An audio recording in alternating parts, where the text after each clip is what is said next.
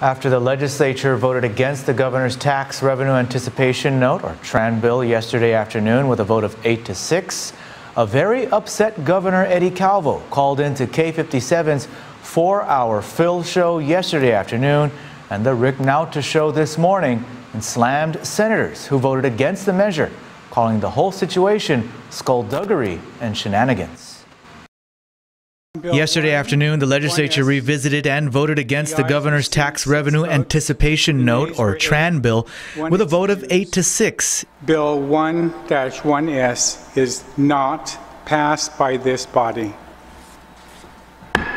Immediately after the vote, Governor Eddie Calvo called into K57's 4-hour Phil and told host Phil Leon Guerrero that this vote was skullduggery and shenanigans. He also slammed both the Democratic leadership and the Republican senators who voted against the bill. Unfortunately, because of politics, because of a bunch of leaders in the Democratic Party that are not for the people, but are for political intrigue,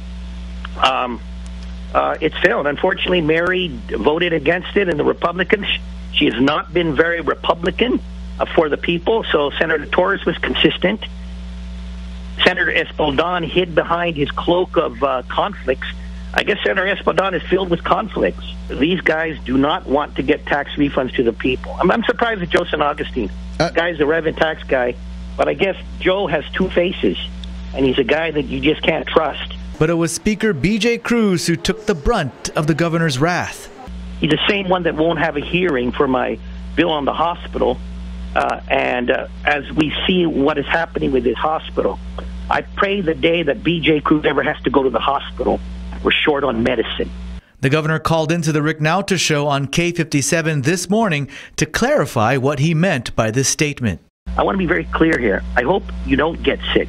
I hope you don't get hurt. But if you ever do go to that hospital, GUAM Memorial Hospital, Speaker Cruz, I sure hope they do have them. Not don't. I sure hope they do have the medicine. Because I'm a Catholic. I may not agree with your politics. I may have disdain for some of this maneuvering that's been going on for years. But I still love you as a human being and as a Christian. So that is what I said yesterday. Not, I don't want no medicine. The TRAN bill has been at the center of a deadlocked debate between the legislative and executive branches over the number of votes required to pass a bill. The governor took the matter to the Supreme Court of Guam, which opined in his favor but fell short of mandating the legislature to transmit the TRAN bill to the governor for his signature. So the legislature refused to transmit the TRAN bill, and the governor again took the matter to the Supreme Court of Guam with the hopes that the court would mandate the legislature to transmit the bill.